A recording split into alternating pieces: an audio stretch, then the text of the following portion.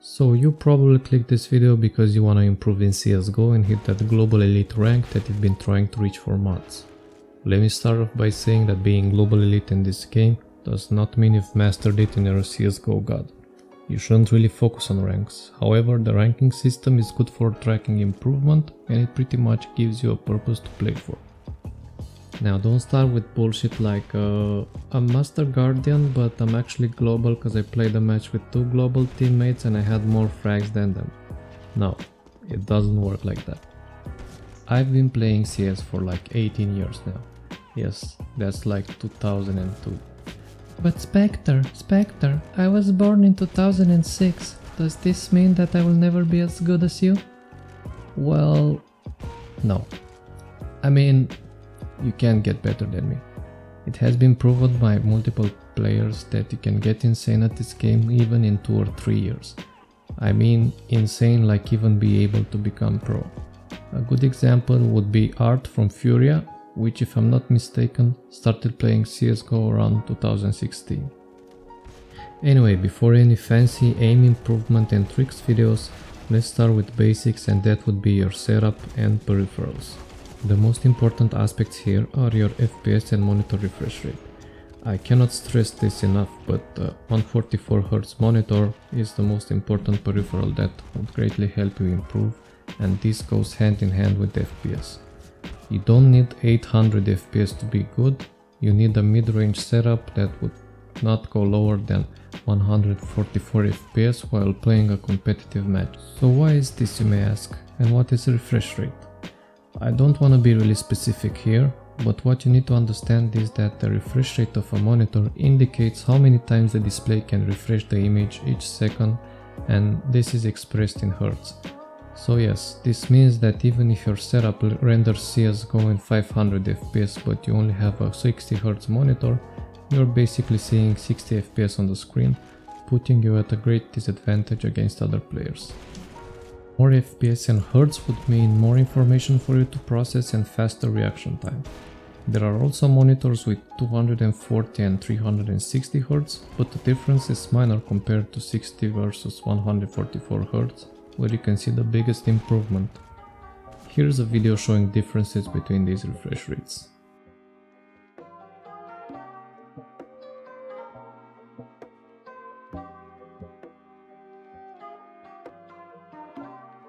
So this basically means that you don't need a setup that would get you 500 FPS in CSGO. What you need is something stable that won't go lower than your monitor's refresh rate. This is why some players still play on low resolutions like 1024 by 768 because they want to get the most performance out of their system and they don't really care about visuals. For the record, if you have a good GPU but a slow processor, then playing high resolution will get you higher FPS, while if you have a good CPU but a slow GPU, it's recommended to play a low 4x3 resolution since they are more CPU bound and you will get better performance. Here's the monitor that I'm currently using. So in my case, having over 144 FPS when I'm fighting is perfect and I don't need any upgrades. Also, here is my current setup. Please pause the video if you want to read all of this. Regarding keyboard and mice and headphones, it's all up to you, to be honest. However, it is your responsibility to read and watch reviews and even see what other people and pro players are using. You can go to this website right here, prosettings.net, and here you will see exactly what peripherals pro players are playing with. Since 3-4 years ago I've been playing with HyperX Cloud 2 headset and zowie ZA12 mouse on a SteelSeries QCK Plus HyperBeast Edition mousepad. Don't really believe keyboard is that important because I was able to be great at this game with a $5 keyboard as well, but for the record I'm using this one right here, which is a HyperX Alloy Core RGB, and it's not mechanical, by the way. So let's wrap things up. At least a 144Hz monitor is a must if you want to perform in CSGO, while other peripherals are open for discussion. Getting something affordable and decent should be more than enough. If you wanna go the extra mile, go straight for the 240Hz monitor, but make sure you're having more than 240 FPS in CSGO all the time, including when enemies throw 5 smokes and 5 molotovs.